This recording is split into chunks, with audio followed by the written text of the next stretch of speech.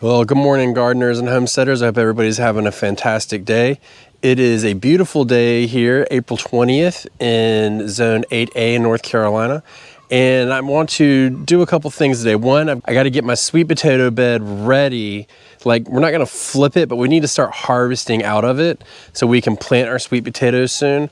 And I also want to give you a little update on my potatoes when we saw the ants on the plant on the last video or a couple videos ago, and show you exactly what's going on there.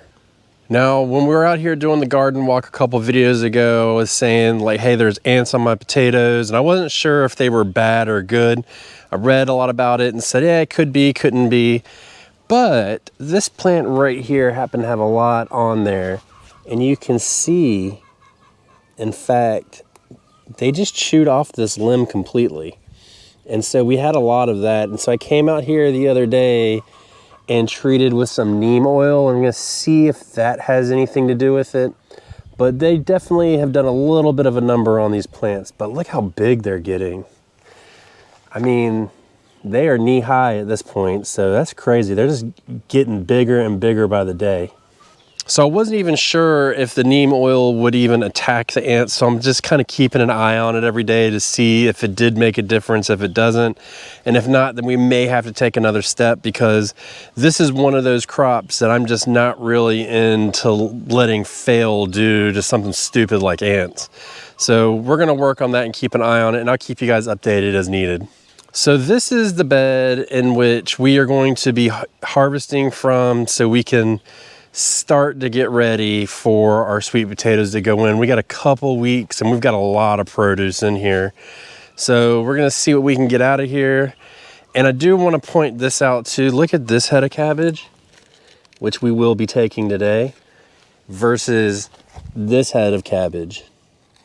So it's a little bit of a difference, wouldn't you say?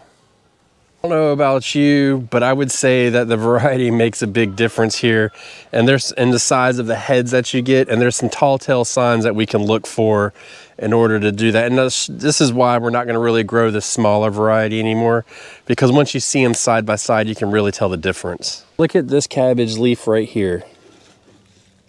Look how big that is. Now look at this one here. See how much smaller it is? It's just the variety of cabbage that it is. So I think we're going to focus more on this. This is the golden acre cabbage that we wanted to test out.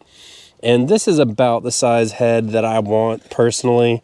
A little bit bigger would be good, but we're kind of in a time crunch and we need to get things out of here. So let's see what we can pull out of this garden. So I am happy about this spinach. This will be the second harvest off this spinach.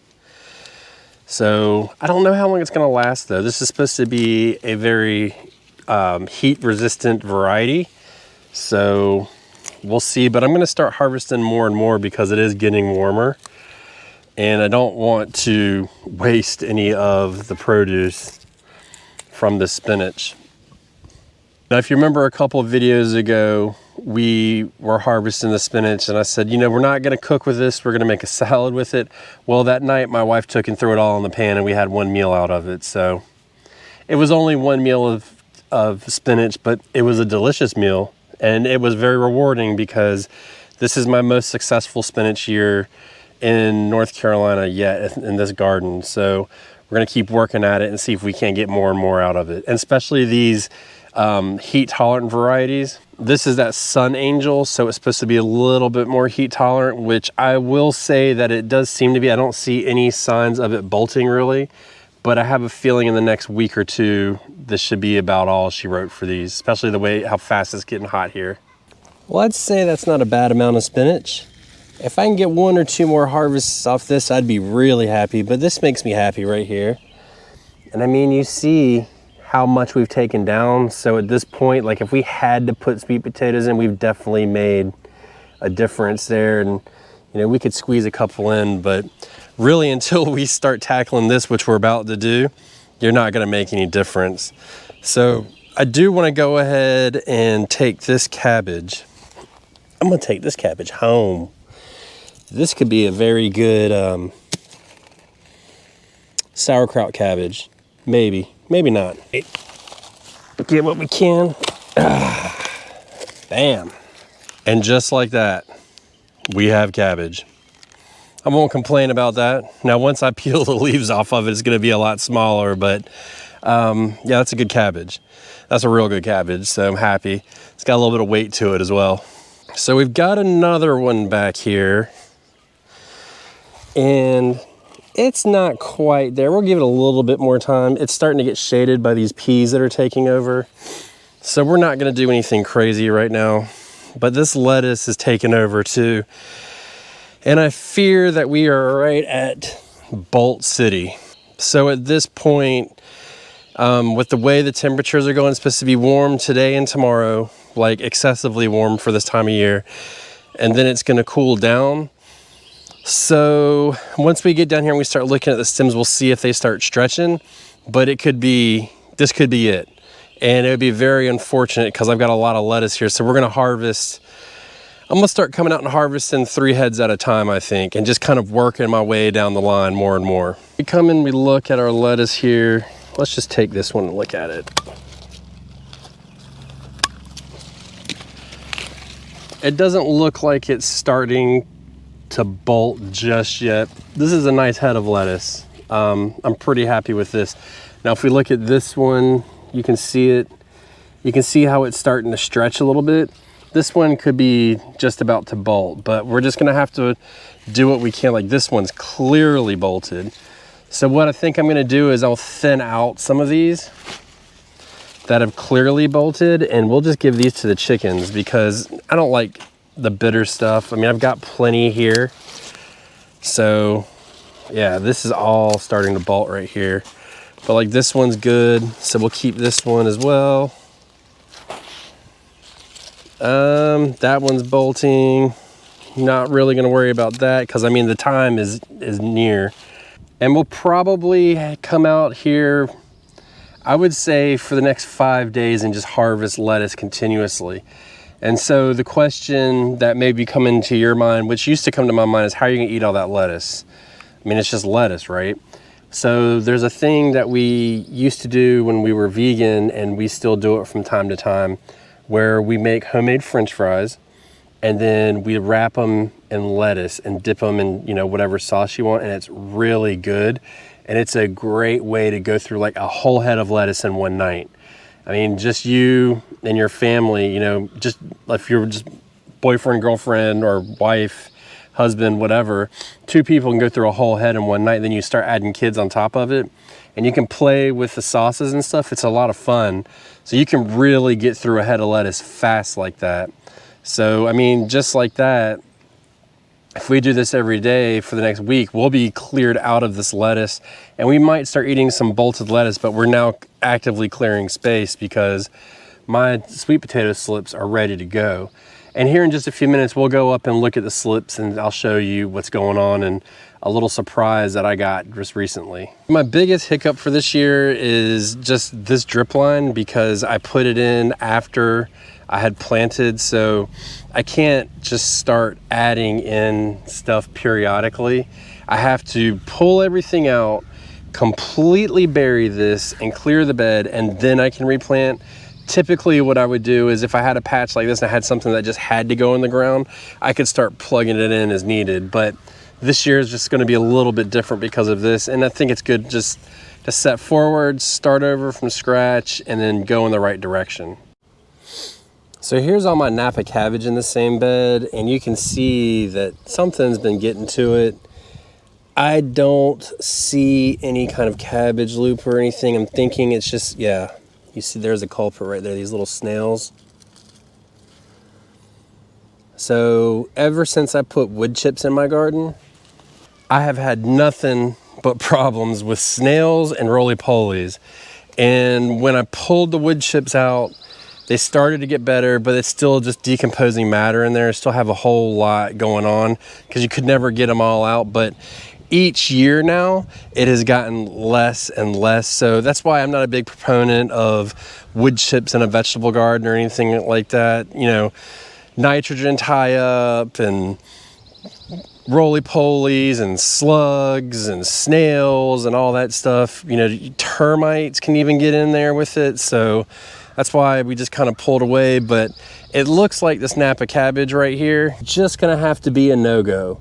So what I'm gonna do, I was gonna remove it, or was gonna leave it, but I think I'm just gonna go ahead and remove it and get it out of here and just take the L for this year. This is another one of this is like the bok choy that we grow this year. It's a very sensitive crop to temperature, and it can be hard to time, and it does look like anyways. I was a little bit slow. You can see right here, it's starting to head up, which is why I kind of don't want to remove some of them, but I don't know. I don't think it's worth the space and leaving it in there and feeding everything. I'd like to go ahead and just give the soil a break and let it go, and we'll just try again either in the fall or maybe next spring. That's one of those crops that there's a small window to plant where I live. So, and I'm in zone 8A in North Carolina. If you don't know, now you know. So it's just kind of one of those things, but you know what? It's all right. We really need to get this emptied out so we can get our sweet potatoes in, and this just makes it a little bit easier. No pressure behind eating it, even though I would love to have a couple Napa cabbages. Since I'm out harvesting, I'm just gonna go to the bed right next to it, and you can see we have this dazzling blue kale. It's doing great. It doesn't looks like it may just be starting to bolt, which means we can probably get one or two more at least two more harvests off this. I did come out last night and I planted my cucumbers in the back behind them.